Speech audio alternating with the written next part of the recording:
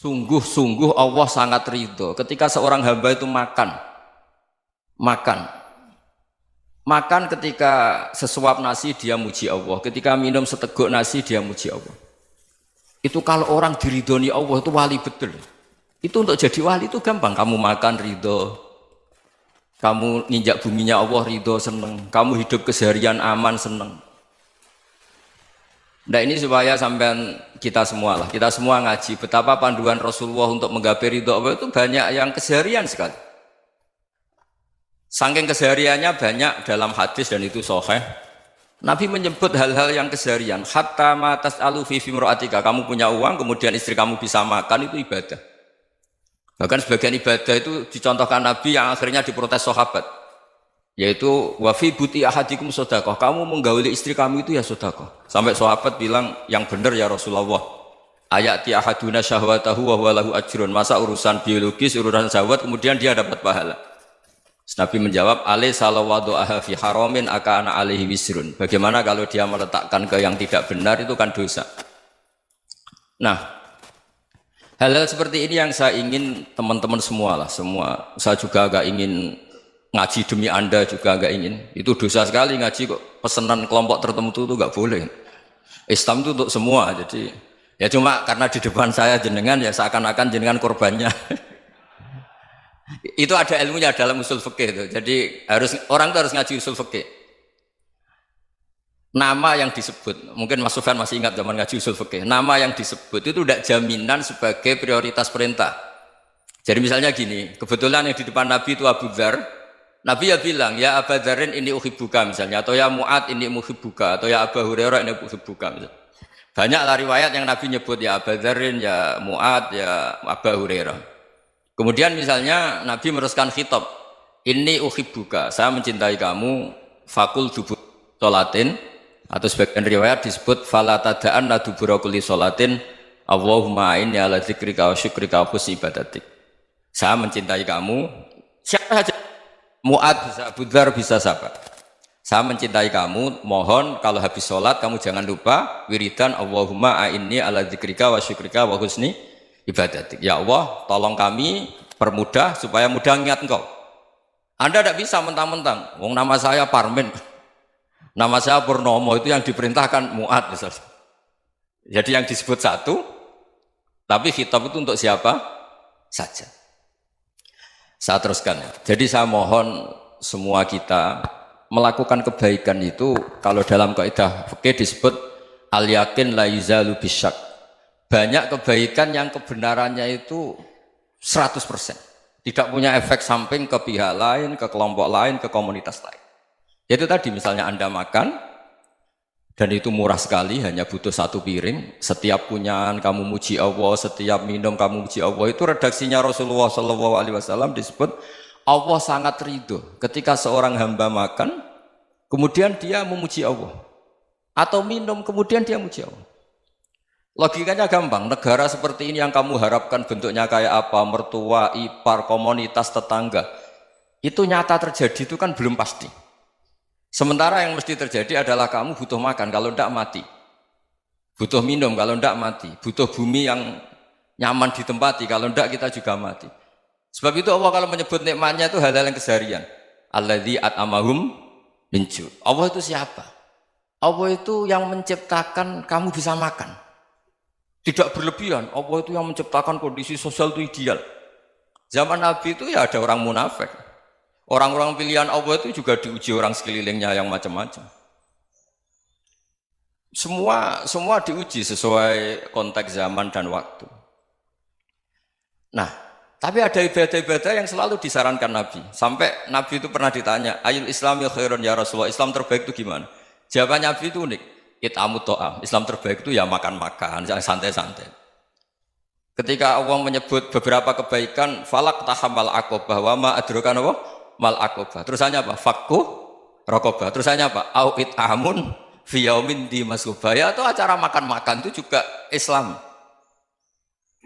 Kenapa? Ya bayangkan kalau tidak ada makanan, kita mati kan?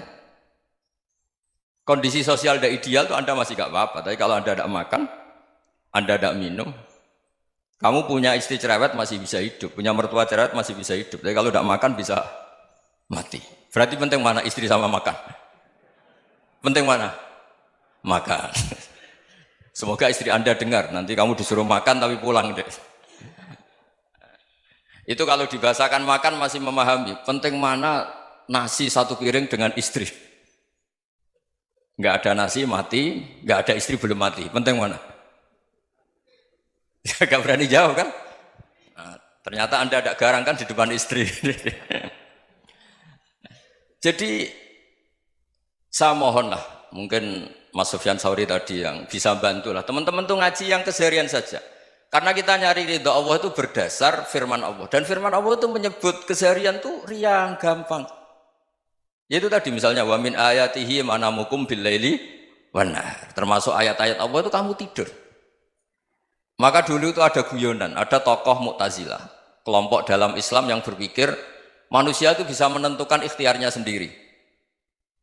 Karena saya bisa duduk, ingin berdiri, berdiri. Karena kelompok ini nggak terima kalau semua kehendak Allah, nanti bagaimana kalau semua kehendak Allah kok ada hisab ya, ada sanksi. Lucunya itu dia akhirnya, ini cerita ya, mencintai seorang perempuan, cantik sekali. Dan itu dia menjadi ahli sunnah itu oleh hal-hal yang sepele. Karena istrinya cantik, ya namanya suami istri itu hubungan intim. Terus ditanya, Mas, masih ingin lagi? Masih. Silahkan diulang lagi. Wah ya tidak bisa. Katanya manusia bisa menentukan yang diinginkan. Itu tobat itu. Itu nggak bisa ditobatkan Mas Sufyan Ats-Tsauri. Orang cantik yang mudah nobatkan orang itu orang cantik. Segampang itu. Akhirnya kita tahu, makanya kalau dalam kitab Hikam itu disebut al-aqil mayyakul madza yaf'alu wa hubi wal ghafil mayyakul madza af'al. Orang yang punya akal karena sadar ini wilayah Allah, semua milik Tuhan. Itu dia tiap hari berpikir, besok Allah akan melakukan apa terhadap dunia ini. Kamu merencanakan suatu mau plesir, ternyata gempa. Mau wisata ke Rusia, ternyata perang. Kamu tidak pernah tahu apa yang akan terjadi besok. Wa ma tadri nafsum madza taksibu ghadan. Tapi anda semua kita ini sering punya jadwal permanen. Makanya saya kalau diundang siapa saja, sanad takdir. Yang jelas Gus ini acara penting. Ya masih acara penting nak pangeran ngersakno piye? Kok ape dadi pangeran? Kamu kok mau jadi Tuhan? Itu kadang ya kiai. Penting Gus acara ini jenengan harus memastikan bisa. Loh kamu itu yang ngajarin tauhid, sesuatu itu biadillah kok bilang-bilang apa pasti. Kalau maksa terus tak tobatkan loh kamu kata saya. Ya kalau gitu Gus bilang insya Allah. Wah itu hati saya, fisik saya, roh saya sudah bilang insya Allah. Tidak usah kamu latih kata saya. Nah hal-hal tauhid keseharian itu gampang sebetulnya. Wal ghafil yaqulu madza af'al. Tapi orang yang lupa Allah dia setiap hari bilang besok apa? Kita bisa melakukan apa? Seakan-akan dia itu aktor, dia penting, dia subjek permanen, dia. Padahal kita ini hanya objek kehendak Allah Subhanahu wa taala. Karena kita yakin sesuatu yang terjadi di alam raya ini kita tidak bisa apa-apa. Makanya saya sering ngaji, sering bilang saya, ketika Anda mensifati Allah, Dia yang menghidupkan. Sudah itu tanamkan sehingga ketika kita mati santai saja. Kenapa santai? Allah punya cara menghidupkan kita. Zaman kita hidup juga gak tahu caranya ngelola jantung, ngelola paru-paru. Kamu juga gak tahu ngelola oksigen yang tidak beracun, tidak mengandung polusi. Tahu-tahu hidup. Gak ingin tua ya tahu-tahu tua, gak ingin mati tahu-tahu mati. Selama ini kita hidup juga gak tahu apa-apa sebetulnya. Hanya gaya tok, punya jadwal, punya planning. Kalau kamu bisa menentukan pilihan Anda, pasti Anda istrinya cantik, 4 neriman semua, kona'ah semua. Nyatanya enggak kan? Ada 1 jelek, cerewet. Oh itu kan, nyatanya enggak bisa apa-apa Anda kan? Dan kamu bawa mati lagi. Itu kan, istri Anda juga gitu, punya keinginan, punya suami yang ganteng, yang jabat, yang neriman, yang enggak poligami. Ya enggak kesampaian juga. Kalau kita ngitung tingkat kegagalan kita itu gagal terus.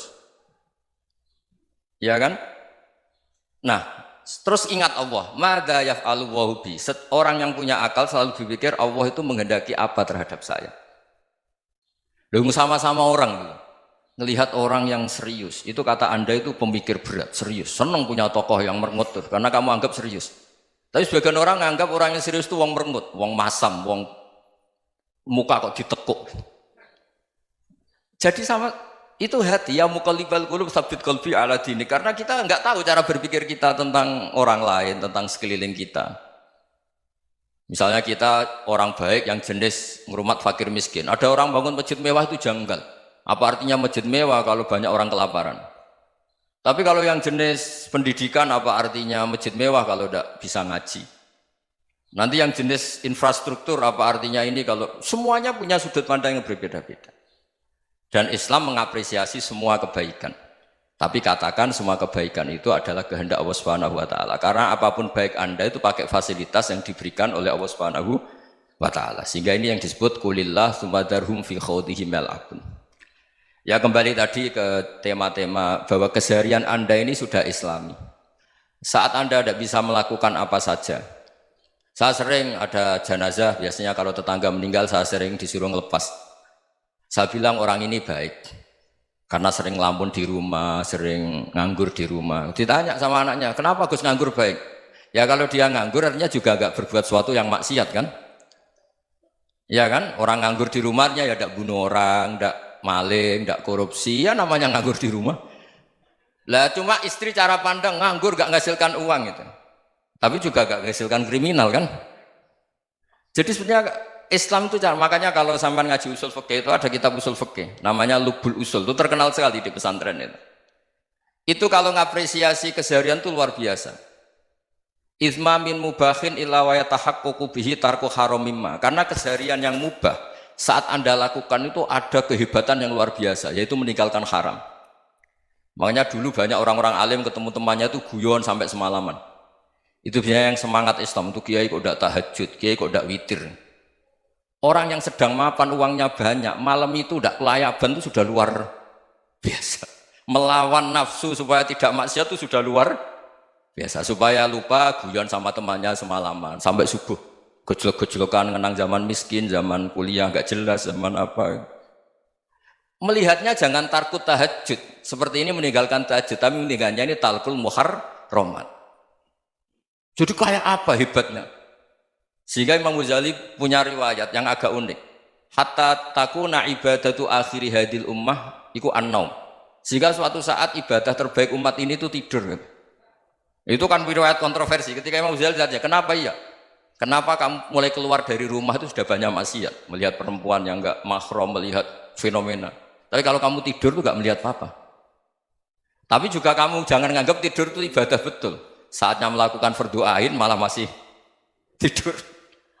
Tapi itu sudut pandang yang menjadikan kita Islam itu gampang. Jadi saat Anda tidak bisa aktivitas apa-apa, misalnya ada beberapa orang yang lumpuh. Lumpuh itu memang nggak bisa Jumatan, nggak bisa ibadah, tapi dia juga nggak bisa maksiat. Tidur itu memang Anda saat itu tidak bisa tahajud, tidak bisa witir, tapi saat itu ada zina, ada maling, tidak gosipkan orang, tidak bully orang, tidak menanamkan kebencian, tidak hasud. Sehingga tidur menurut Allah Ta'ala wa min ayatihi manamukum billaili apa? Wan-nahar. Karena di tidur itu selain ada unsur istirahat, jaga kestamina, juga ada unsur meninggalkan beberapa keburukan. Nah saya mohon ibadah yang keseharian ini kita jaga. Supaya kita semua baca ayat itu fasih. Fasih itu tertanam di hati. Allah itu siapa? Alladzi at'amahum min ju'i wa amanahum min khauf. Dan Allah kalau cerita di Quran itu anna subabnal ma'a subba summa syaqaqnal ardon wa syaqqa fa'ambatna fiha habba wa inaba wa qadba wa zaituna wa nakhla wa hadaika hulba. Kamu tahu saya ini siapa, kata Allah. Saya ini adalah Tuhan yang menurunkan air, kemudian ada tanaman banyak. Habba wa inaba wa qadba, ada zaitun, ada tin, kalau orang Jawa mungkin ada tela, ada padi, ada mangga, ada pisang. Sudah. Wa inaba wa zaituna wa nakhla wa hadaika hulba. Ada perkebunan yang lebat. Tujuannya apa? Mata Allahkum, silahkan kamu pakai, kamu nikmati. Tapi karena kadang kita ini punya ide-ide besar. Tadi untuk syukur saja nunggu punya istri riman, rumah baik, tetangga baik, komunitas baik, semuanya baik baru syukur. Lama-lama nanti ada di surga, syukurnya nunggu surga paling kelas A. Itu sudah ada yang menghuni Rasulullah, kamu nggak boleh di situ. Masa untuk syukur saja? Repotnya Masya Allah. Jadi mohonlah Quran yang kalau Anda hafalkan juz sama itu kan ada ayat-ayat yang kayak tadi. Ya, fal yang dzuril insanu ila ta'ami. Coba lihat. Apa yang kamu makan ya? Dari mana? Dan untuk mempertahankan hidup kamu keseharian. Jadi jangan kira ibadah itu harus membentuk komunitas yang versi Anda. Ibadah itu harus yang hal yang mulu-mulu. Kesehariannya Anda alami. Loh ini saya tidak bikin-bikin. Saya ngaji bukan karena berdasar pesanan. Itu ayat yang saya bacakan betul ada ayatnya kan. Fal yang dzuril insanu ila tu'ami anna sababnal ma'a sabba thumma syaqqaqnal ardo syaqqa fa ambasna fiha habba wa inaba wa qadba wa zaituna wa nakhla wa hada'iqa ghulba. Terusannya apa? Mata'al lakum, silakan kamu nikmati. Mata itu silakan kamu nikmati. Ya kayak sampean dikasih hidangan ya makan. Ya sudah makan, habis makan ya minum, habis itu ngantuk ya tidur. Ya sudah normal-normal saja. Kayak apa indahnya Islam? Tapi Anda mencari Islam yang gimana lagi? Nah itu yang diajarkan guru-guru kita, diajarkan sanad kita sampai Wali Songo, sampai Rasulullah SAW. Bahwa pada akhirnya ada jihad, ada perang. Itu dulu memang perang, bukan membunuh, beda. Dulu kita dijajah Belanda ya perang, dan itu normal karena kita dijajah. Jadi ketika orang lain ingin baik sama kita, wa in ahadum minal musyrikin astajaruka ya fa'jirhu hatta yasma'a kalam Allah. Kalau mereka ingin baik ya kita baik. Makanya ada istilah musta'man, mu'ahad. Kalau mereka ingin damai, berdampingan dengan kemajmukan ya itu yang lebih baik. Karena memang Islam menghormati proses perdamaian. Wa in janahu lis-salmi ya fajnah lah. Kalau ingin damai ya kita harus